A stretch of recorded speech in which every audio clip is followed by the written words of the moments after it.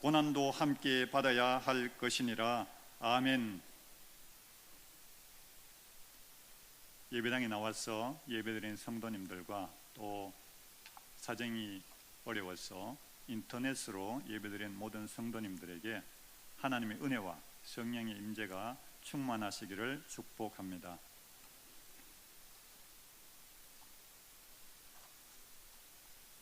로마서는 사도 바울이 고린도에서 사역을 할 때 로마에 있는 성도들을 위해서 기록한 서신서입니다. 편지글이라고 합니다. 그래서 이 로마서는 신약 성경에서 특별히 하나님의 구원, 값없이 우리에게 주시는 대속의 은혜를 잘 우리에게 설명해 주시고 있습니다. 제가 몇 년 전에 평양을 방문했었습니다. 어느 분은 또 간첩이 아니냐 그랬는데 실제로 방문을 했습니다. 근데 그 평양에 고아원이 있어요. 큰 고아원이 있는데 고아가 한 300명 정도 수용이 되어 있습니다. 우리가 방문을 했더니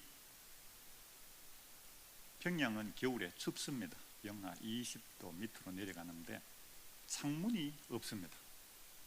그래서 짓다가 말았는데 이제 돈이 없어서 창문을 짓지 못하고, 그래서 창문의 창 대신에 비닐로 이렇게 테이프를 붙여가지고 막아놨어요.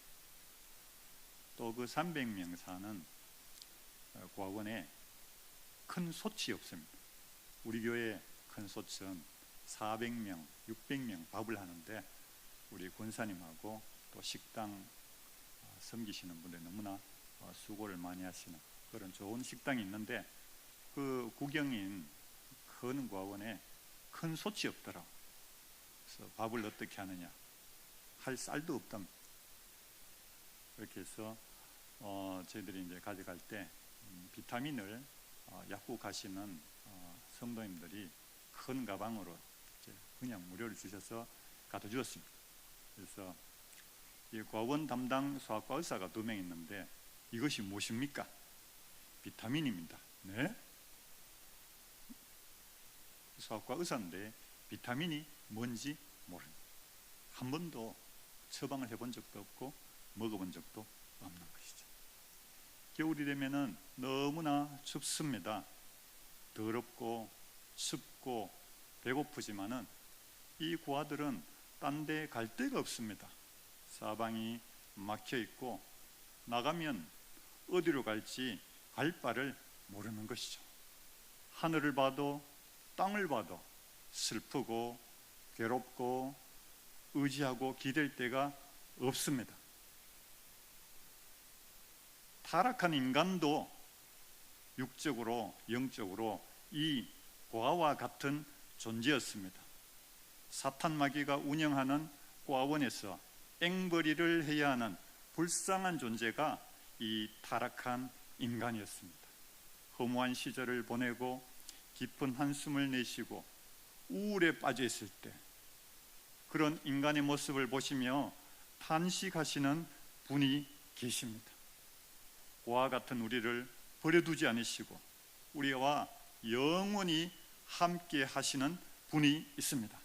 그분이 바로 진리의 영, 예수 그리스도의 영이신 성령이십니다. 허무한 시절 지날 때, 깊은 한숨 내쉴 때 그런 풍경 보시며 탄식하는 분이 있네. 고와 같이 너희를 버려두지 않으리. 내가 너희와 영원히 함께 하리라.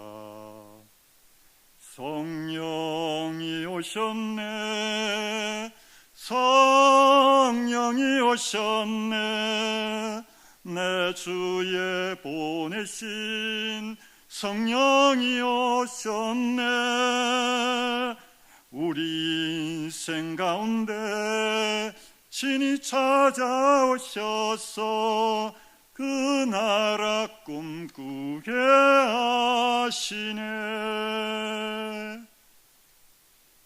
로마서 8장 전체가 성령의 역사와 성령께서 우리 삶에 미치는 영향에 집중하고 있습니다. 그래서 이 로마서 8장은 별명이 있습니다. 성령장이라고 합니다. 그래서 이 장에서는 성령께서 우리를 죄와 사망의 법에서 해방시키시고 하나님의 자녀로서 우리를 인도하며 영광과 고난을 함께 받도록 이끈다는 것을 보여주십니다. 특별히 우리가 교회에서 사역을 할 때 아이들을 가르치고 또 성도들을 섬기면서 목자로서 이렇게 여러 군데서 섬길 때 성령으로 능력을 받지 않으면 안 되는 것을 알고 있습니다.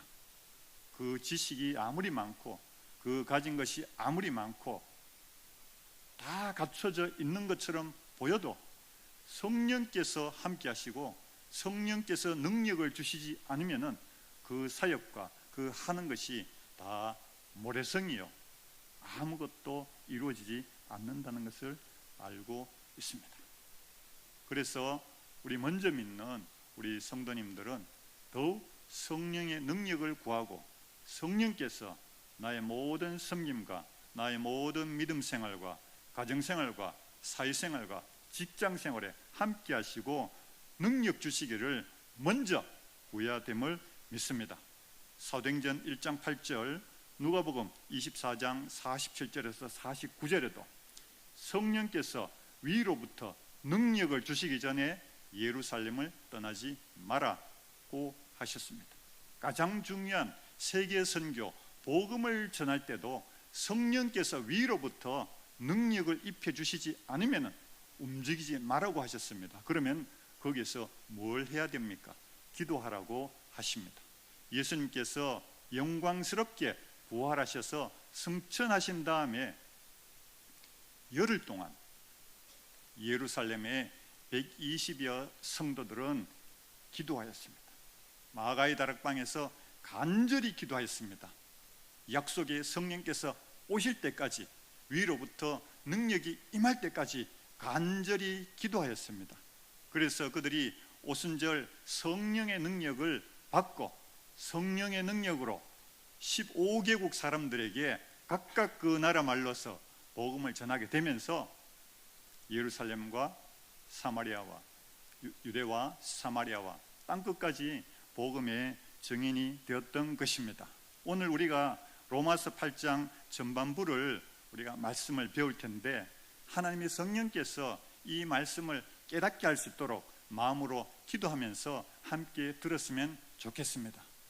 아무리 강단에서 지식적으로 설명을 해도 성령께서 이 말씀을 조명해서 내 말씀으로 하나님께서 나에게 주시는 말씀으로 깨닫게 하시지 않으면 알 수 없는 것입니다.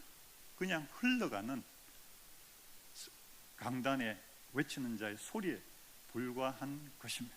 그래서 우리가 예배를 드릴 때 모든 교회 사역할 때 성령의 능력을 힘입고 성령께서 우리 마음을 깨닫게 하셔서 말씀과 기도 가운데 함께 하시기를 먼저 기도하는 것이 맞는 것으로 생각합니다. 1절에 보면 그러므로 이제 그리스도 예수 안에 있는 자에게는 결코 정죄함이 없나니 2절에 이는 그리스도 예수 안에 있는 생명의 성령의 법이 죄와 사망의 법에서 너를 해방하였습니다. 인간은 무능합니다. 부패하였습니다. 에덴 동산에서부터 하나님이 지키라고 준 법 한 가지도 지키지 못하고 불순종하였습니다. 그래서 죄가 이 땅에, 이 지구에 사람으로 인해서 왔습니다. 사람도 죽을 운명에 처해서 에덴에서 쫓겨났고 모든 만물이 인간의 범죄함으로 인하여 근심하며 구원을 기다리게 된 것이죠. 그 정말 안타까운 예로 가인이 하나님 이 동생 아벨의 제사만 받으시는 것을 보고 시기하고 미워해서 고개를 숙이고 얼굴을 붉히고 화를 내고 있는데 하나님께서 부르셨습니다. 예, 가인아, 죄가 너를 원하나 너는 죄를 다스릴지니라. 범죄할 것을 하나님이 미리 보시고 죄가 너를 원하나 너는 죄를 다스릴지니라 하나님이 경고하셨습니다. 그 다음에 가인이 그의 아우 아벨을 불러서 들에 가서 쳐 죽였습니다. 사람의 무능함과 사람의 죄악됨과 사람의 부패는 이러한 것입니다. 심지어 사도 바울이 회심한 다음에도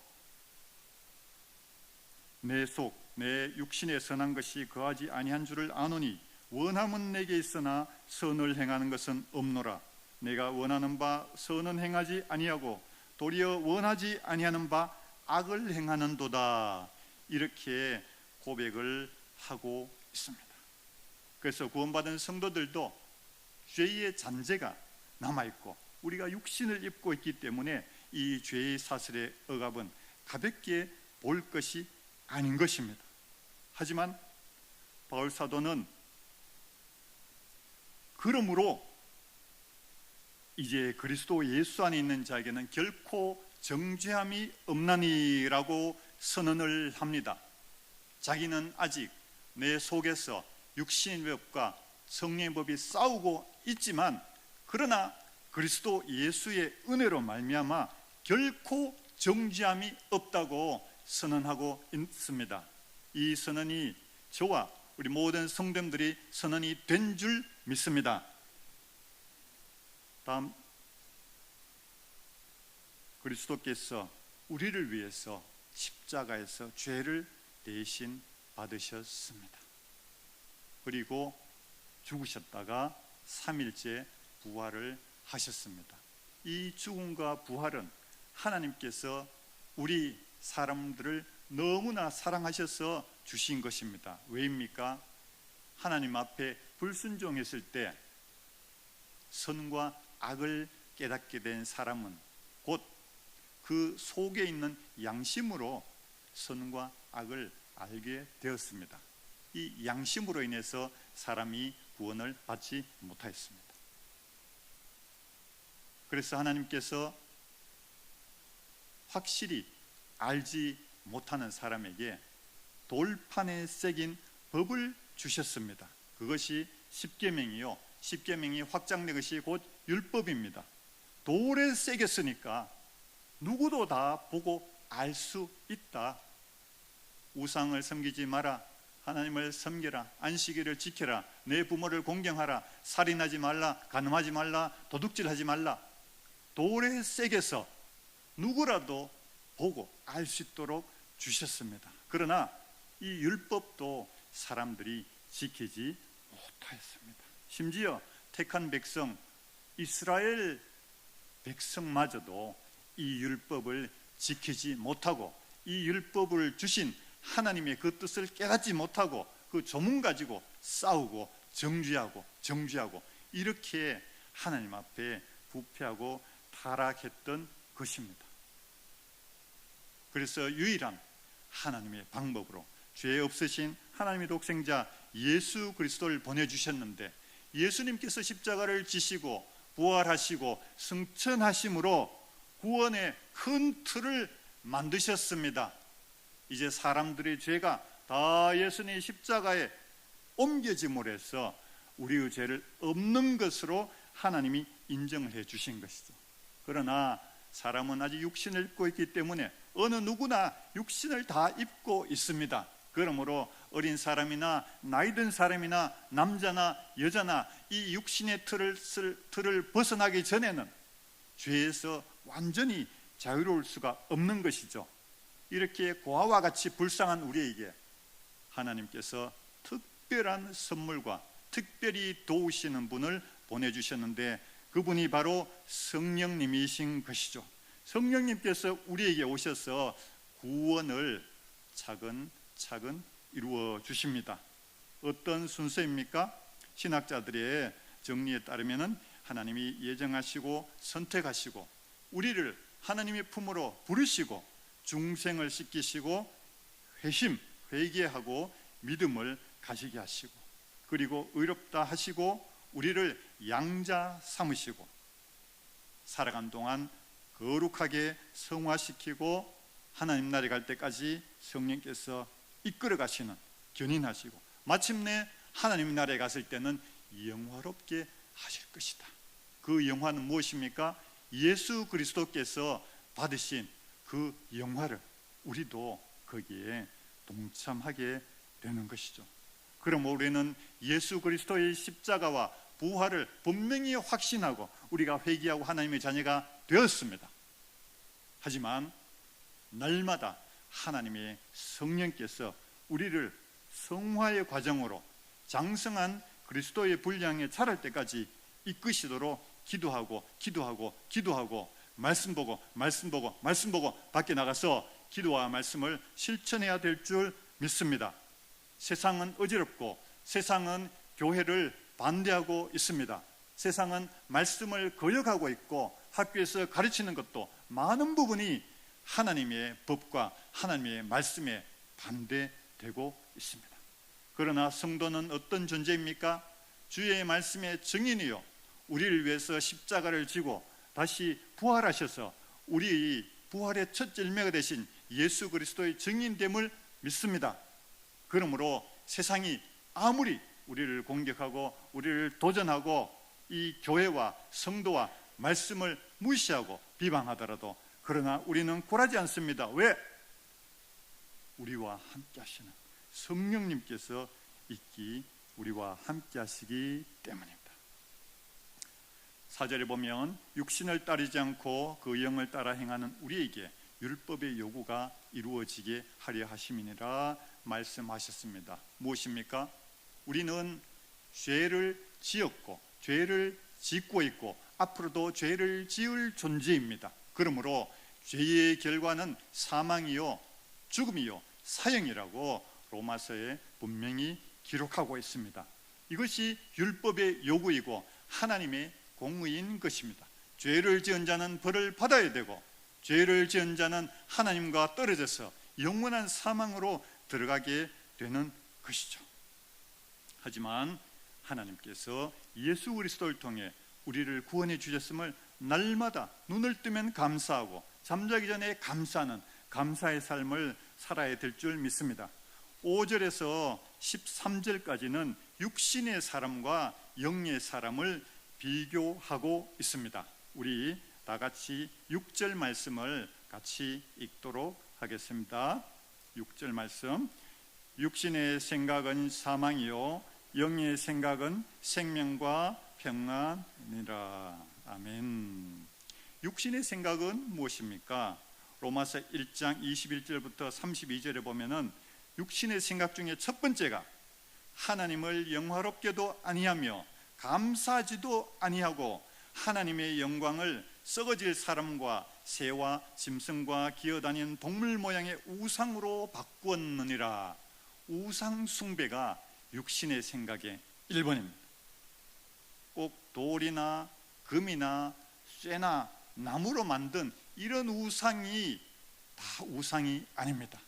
우리 안에 하나님보다 더 귀하게 생각하는 것, 재물을 모으는 것이 하나님보다 더 귀하고 하나님보다 더 관심이 가면 그것이 우상이 되는 것이요. 우리 아이들 학교 잘 다녀서 공부 많이 해서 주일날 학원 보내고 오전에도 보내고 오후에 보내서 명문대학 보내고 좋은 직장 얻는 것이 하나님보다 더 관심이 있으면 이것이 우상이 되는 것입니다.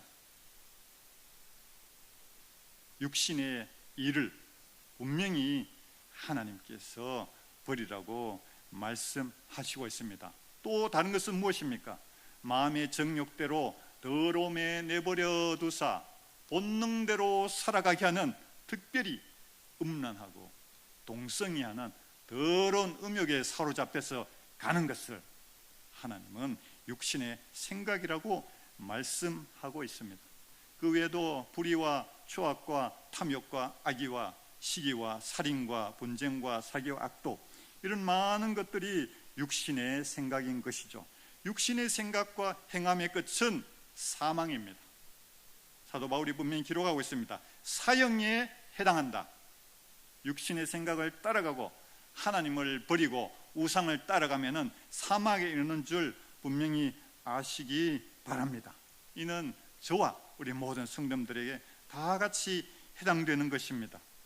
그리스도의 의가 우리 안에 오시면은 우리가 육신을 따라갈 수 없습니다.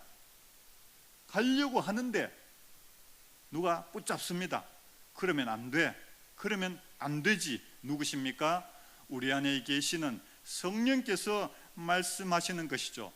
너는 하나님의 자녀야. 하나님께서 너를 의롭다고 인정해 주셨어. 육신의 생각을 따라가지 마라. 우리가 조금만 기도하며 성령의 음성에 귀를 기울이면 분명히 육신의 생각을 구별할 수 있습니다. 그러면 영의 사람은 어떤 것입니까? 영의 일은 생명과 평안이라고 하셨습니다. 그리스도의 영, 곧 하나님의 영이 우리 안에 거하십니다. 여기에서 보면은 그리스도의 영과 하나님의 영이 같은 의미인 것처럼 기록이 되어 있습니다. 사실 이 자그마한 한 구절로 인해서 동방교회와 서방교회가 갈라졌어요. 동방교회에서는 성령은 성부 하나님으로부터만 나온다, 이렇게 믿고 있고, 서방교회는 성령께서는 성부 하나님과 성자 예수님을 통해서 발출한다, 그렇게 이 성경 구절 등을 통해서 믿고 있는 것이죠. 그래서 1054년에 동방교회와 서방교회가 서로 파문하고 갈라져 버렸습니다. 그러나 사실은 이 구절을 가지고 따질 것은 아닌 것으로 보입니다. 하나님은 성삼위 하나님, 한 분 하나님이시고 그 역할을 우리가 성경을 통해서 정의하고 기록하는데, 이 부분들이 사실 보는 관점에 따라서 조금 다르게 이야기할 수도 있지 않을까, 그렇게 생각이 됩니다. 어쨌든 교회는 하나입니다. 하나님의 교회는 하나이고 교회의 머리는 예수 그리스도이시고 우리는 그리스도의 몸된 교회인 것입니다. 어떤 일이건 교회를 분열시키고 나누고 갈라치는 것은 하나님 보시기에 옳지 못한 것입니다. 12절에 보면 우리는 빚진 자라고 말씀을 하고 있습니다. 무슨 빚을 졌습니까? 로마서 1장 14절에 보면 우리는 복음의 빚진 자입니다. 우리는 생명의 빚진 자입니다. 그리스도의 십자가 사랑의 빚진 자입니다. 공짜로 얻은 영생의 빚진 자입니다. 그러므로 우리는 거룩하게 살 의무가 있습니다. 육신에게 져서 육신의 생각대로 살면 되지 않습니다. 우리 안에 있는 성령께서 우리를 거룩한 삶으로 안내하시고 인도하시고 명령하고 계십니다.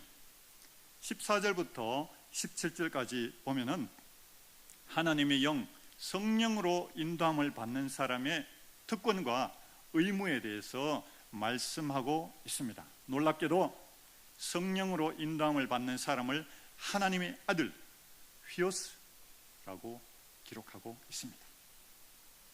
그래서 신약 성경에 보면은 자녀다 하면 테크나 이런 용어를 많이 쓰는데, 예수님에게 붙었던 용어 휘오스라는 헬라어를 쓰고 있습니다. 우리는 죄와 허물로 죽었던 존재이고 우리 힘으로는 도저히 하나님의 영광에 이르지 못하는 불쌍하고 가련한 존재였는데, 예수님과 함께 하나님의 자녀로, 양자로 입양이 된 영광을 받게 된 것이죠. 14절에 무릇 하나님의 영으로 인도함을 받는 사람은 곧 하나님의 자녀라고 말씀하고 있습니다. 그래서 자녀는 무엇입니까? 다시 무서워하는 종의 영을 받지 아니하고 양자의 영을 받았으므로 우리가 아빠, 아버지라고 부르게 되는 것입니다. 예수님께서 연세가 어떻게 되십니까? 얼핏 생각하면은 예수님은 33살에 십자가에 달리셨으니까 33이 아닐까. 그러나 우리가 조금만 더 생각해 보면 예수님은 영원 전부터 계시는 성자 하나님이요, 영원까지 계시는, 영원 속에 계시는 하나님의 아들이요, 곧 하나님의 본체인 것을 알게 됩니다. 그러므로 사람의 연수가 길어야 100살이 되는데 아빠라고 부르지 못할 이유가 없는 것입니다. 영원의 시간에 비하면 30살, 60살, 100살의 인간의 연수가 너무나 짧은 것이고, 우리가 어린 아이처럼 하나님 앞에 나아갈 수 있는 거죠. 아빠, 아빠, 아빠. 그래서 예수님께서도 육신으로 이 땅에서 겟세마네에서 기도하실 때 아빠 아버지라고 기도의 모범을 보이셨습니다. 얼마나 놀라운 영광이요 특권입니까?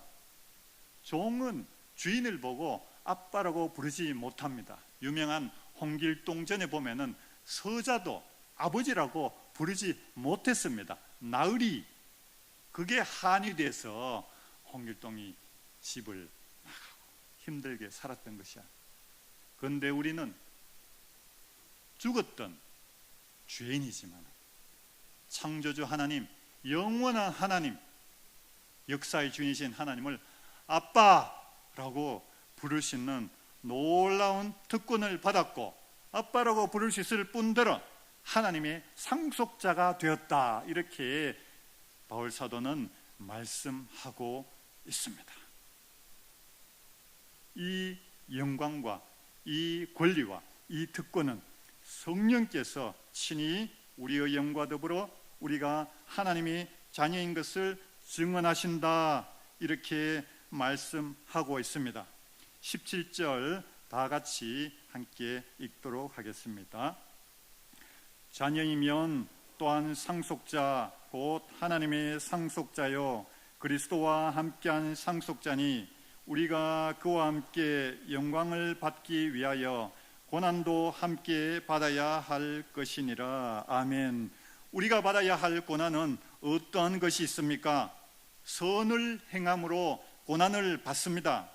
음란과 정욕과 술 취함과 방탕과 향락과 무법한 우상 숭배를 아니하는 것을 보고 이방인들이 비방하는 고난을 받습니다. 동족으로부터 고난을 받습니다. 그리스도의 예수의 병사로 고난을 받습니다. 무엇입니까? 바울 사도가 받았던 복음 전환자의 고난을 우리가 받습니다. 그리스도인임을 인해서 받는 박해가 있습니다. 교회를 위해서 매맞고 갇히고 난동을 당하고 수고롭고 자지 못하고 먹지 못한 그런 고난을 우리가 받습니다. 왜 그렇습니까? 우리는 그리스도와 함께 하나님 나라를 물려받을 상속자입니다. 분명히 성경은 말씀하고 있습니다. 우리가 그리스도와 함께 영광을 받기 위하여 고난도 함께 받아야 할 것이니라. 이런 고난을 받더라도 우리가 받는 위로가 큰 것입니다. 고린도후서 1장 5절에 그리스도의 고난이 우리에게 넘친 것 같이 우리가 받는 위로도 그리스도로 말미암아 넘치는 도다. 하나님은 우리를 고난 가운데 빠뜨리고 완전히 망하도록 두지 않으십니다. 둘 수가 없습니다. 왜? 우리는 하나님의 자녀고 하나님의 양자가 되었습니다. 어떻게 아빠로 부르는 자녀를 그렇게 내팽겨 두는 그런 아빠가 어디 있습니까? 하나님은 우리가 고난 중에 있을 때, 우리가 그리스도로 인해서, 우리가 복음으로 인해서 핍박받을 때 반드시 우리와 함께 계십니다. 절망 중에 있을 때, 우리가 도저히 걸어갈 수 없을 때, 모래사장에 발자국이 2개가 사라졌는데 왜입니까? 우리 주님께서 우리를 업고 인생의 험한 길, 모래사장의 길을 걸어가게 되신 것입니다. 성령의 사람은 놀라운 능력을 행하게 됩니다. 사도행전 19장 11절 12절에 보면은 하나님이 바울의 손으로 놀라운 능력을 행하게 하시니 심지어 사람들이 바울 온몸에서 손수건이나 앞치마를 가져다가 병든 사람에게 얹으면 그 병이 떠나고 악귀도 나가더라. 며칠 전에 무당 경력 10년이라는 사람을 만났습니다. 조상신이 신내림했다고 경력이 10년이랍니다. 대화를 하는 과정에 기대를 했습니다. 이 무당이 뭔가 움찔하고 뭔가 겁내는 모습이 좀 나타나지 싶은데, 근데 안 나타나. 너무나 담담하게 이야기를 하고 있습니다. 아니, 이럴 수가 있나. 그래서 속으로 선언했습니다. 나사렛 예수 그리스도의 이름으로 명하노니 신내림한 무당 귀신 떠나가라. 꼼짝도 안 하고 계속해서 담담하게 또 속으로 외쳤습니다. 예수 그리스도의 이름으로 명하노니 이 더러운 귀신 떠나가라. 꼼짝도 안 하고 그냥 계속해서 담담하게 이야기를 하더라고요. 다음에 또 만나기로 하고 헤어졌는데 순간 제 자신을 돌아보게 됐습니다. 내가 성령의 사람이면 이 무당이 뭔가 겁을 내고 움찔하고 빌빌거리고 도망가야 되는데 아무 반응이 없어. 그러면 둘 중 하나는 가짜다. 이 무당이 가짜든지 내 안에 성령 충만이 없든지 그 다음이긴 한데, 제가 계속 제 자신을 돌아보게 되었습니다. 능력 없는 자의 모습은 사도행전 19장 15절 16절에 이렇게 기록되어 있습니다. 악귀가 대답하여 이르되 내가 예수도 알고 바울도 알거니와 너희는 누구냐 하며 악귀 들린 사람이 그들에게 뛰어올라 눌러 이기니 그들이 상하여 벗은 몸으로 그 집에서 도망하는지라. 뭔가 표는 내고 있고 흉내는 내고 싶은데 성령의 충만이 없으면은 악귀 들린 자에게 제압당해서 상하고 벗은 몸으로 도망간다. 가만히 보면은 앞절에 보면은 한 사람이 아니에요. 유대 제사장 스게와와 7 아들이 당했습니다. 악귀 들린 사람 한 사람한테 8 장정이 당한 것이죠. 그러므로 육체를 자랑하지 않고 이 영적인 싸움에서는 성령의 능력이 가장 중요하고 성령 능력 없이는 이길 수가 없는 것입니다. 장정 8이 한 사람에게 당했다. 왜? 기도하지 않고 하나님의 능력을 받지 않았기 때문에, 하나님의 능력을 오히려 시험하고자 했기 때문에 이렇게 부끄러운 일을 당하게 된 것이죠. 말씀을 정리하겠습니다. 인간의 전적인 타락은 영혼과 육체의 모든 부분을 오염시켜서 하나님의 영광에 이르지 못하게 되었습니다. 양심도 율법도 인간을 구원하지 못하고 하나님을 불순종하면은 그 대가는 사형과 죽음입니다. 내세에서의 영원한 죽음입니다. 그러나 하나님의 사랑은 그와 같은 우리를 내버려 두지 않으시고 그리스도의 십자가 죽음과 부활 이후 약속하신 성령님, 보혜사, 도우는 분, 헬퍼를 우리에게 보내주셔서 우리는 이제 그리스도와 연합해서 구원에 이르게 되었습니다. 하나님의 자녀, 양자가 되어서 하나님을 아빠 아버지라 부르며 하나님을 찬미하게 되었습니다. 또한 성도는 그리스도의 영광을 함께하기 위해서 반드시 그리스도와 함께 고난도 받아야 될 줄 믿습니다. 세상이 아무리 크게 보여도, 아무리 세상이 우리를 넘어뜨리려고 달려들어도, 그러나 성도는 세상에 당당하게 하나님의 나라를 선포할 수 있어야 합니다. 먼저 하나님의 나라와 의를 구하라. 그리하면 이 모든 것을 너에게 더하시리라. 주님께서 오늘도 우리에게 말씀하고 계십니다. 먼저 하나님의 나라와 의를 구하라. 너희가 간절히 구할 때 성령의 능력이 위로부터 덧입혀지면 너희가 능히 세상을 이기리라. 주님께서 말씀하고 계신 것이죠. 그리스도의 고난이 우리에게 넘친 것 같이 우리가 받는 위로도 그리스도로 말미암아 넘치는도다. 아멘. 기도하겠습니다. 하나님 아버지, 감사합니다. 고아와 같은 우리를 그냥 두지 않으시고 예수 그리스도의 보혈과 부활하심과 승천하시며 약속하신 보혜사 성령을 보내셔서 우리에게 능력 주시고 하나님의 일과 하나님의 사역을 힘있게 하게 하심을 감사합니다. 날마다 깨어 기도하게 하여 주시고 주의 말씀에 침잠하게 하여 주셔서 하나님보다 앞서지 아니하고 성령님보다 앞서지 않은 우리 믿음의 삶이 될 수 있도록 인도하여 주옵소서. 주의 이름을 찬양합니다. 예수님 이름으로 기도드립니다. 아멘. 찬송가 305